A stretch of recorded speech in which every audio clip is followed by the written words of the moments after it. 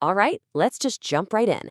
Today, we're going to look at a guide from Psych2Go that's all about how to get that special someone to finally notice you.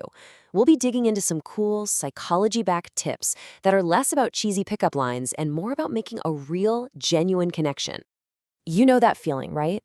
Where it seems like you could be wearing a neon sign and your crush still wouldn't look your way? It's like you're totally invisible. It is so frustrating, but trust me, it's something we can totally work on. So let's fix that. We're going to flip the script. And look, this isn't about changing who you are. Not at all. It's about giving you the confidence and, a few smart tools to let them see how awesome you already are. It's time to get out of the friend zone or even the doesn't know I exist zone.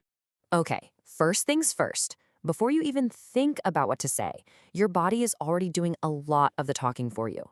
This first part is all about those subtle but super powerful signals you send without ever opening your mouth. Think about it. If you're slumped over, arms crossed, staring at your phone, you're basically putting up a giant do not disturb sign. It screams, leave me alone. But if you stand up straight, keep your arms uncrossed, and look around, that signals you're open, you're confident, and you're friendly.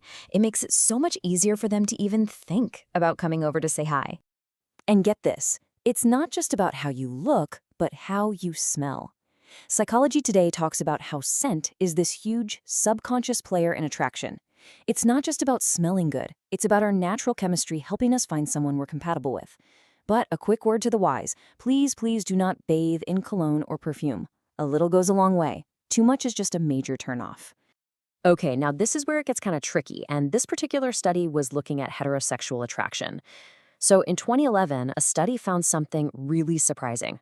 When women looked at pictures of men, they found the smiling guys to be the least attractive. Crazy, right? But for men looking at pictures of women, a happy, smiling expression was rated as the absolute most attractive. So yeah, the whole smiling is always good thing, maybe not so simple. So if smiling is a gamble, what actually works for everyone? Well, that same study found one expression that both men and women found attractive, a look of shame. Now, that sounds dramatic, but it's really just a subtle head and eye tilt downwards. It gives off this kind of shy, approachable vibe that apparently a lot of people find really appealing. Okay, you're on their radar, they've noticed you. Now what?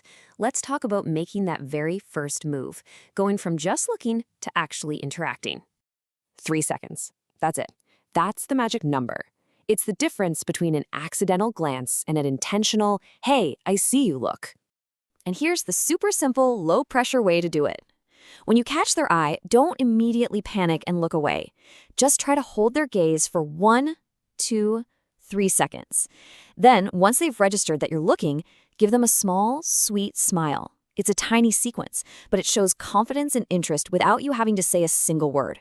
This is another one of those little details that can make a surprisingly big difference. Research found that men often react more negatively when someone approaches them head-on, face-to-face.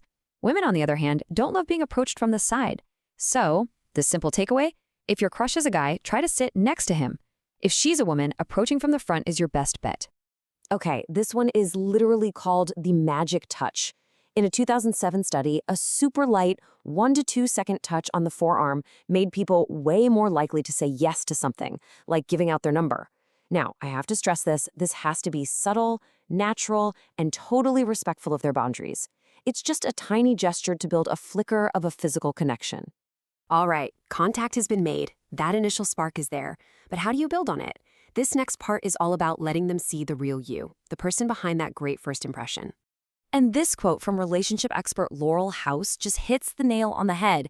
A real connection isn't built on being perfect or flawless. It's built when you're brave enough to be a little vulnerable, to be honest, to be quirky, to be yourself. So how do you actually do that? Well, let them see what you're passionate about. Do you play guitar? Are you secretly amazing at baking? Let it come up naturally. Let your unique style say something about you. More than anything, show them you're a kind person. Offer to help with something small. It's about attracting someone who likes you for you. Now, this is absolutely fascinating. Research by Eric Bressler found that men and women often mean different things when they say they want someone with a good sense of humor. Women tend to be more attracted to a guy who can actually make them laugh. Men, on the other hand, are often more attracted to a woman who laughs at his jokes and appreciates his humor. But here's the bottom line. No matter who's telling the jokes, as researcher Jeffrey Hall says, Laughing together is a massive indicator of a potential romantic connection. That shared moment of joy is a powerful, powerful thing. And that brings us to our final and, honestly, most crucial stage. How do you take that initial interest, that shared laugh, and turn it into something real and memorable? The secret sauce here is genuine curiosity. It's so simple, but so many people get it wrong. Don't just wait for your turn to speak. Ask them about what they love, what they're into, and then actually listen to what they say. But the real magic, it happens when you bring something up later. Remembering a small detail from a past conversation shows you weren't just hearing them, you were listening.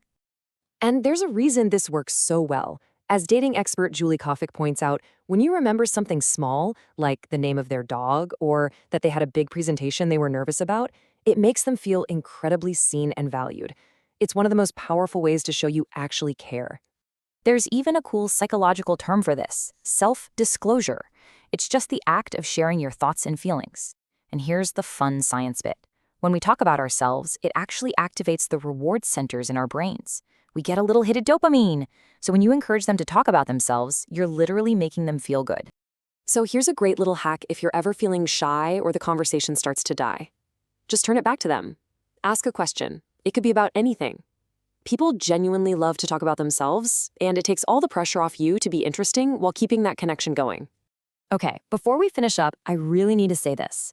These tips and tricks, they're not about manipulating someone into liking you. They're tools to help you build the confidence to show them who you really are. The end goal is always, always a genuine connection with someone who likes you for you. So I'll leave you with this question to think about. Don't worry about some huge, grand gesture. Just think, what's one small, tiny step you can take this week to let your crush see a little bit more of the real, amazing person you are? Thanks for hanging out with me today.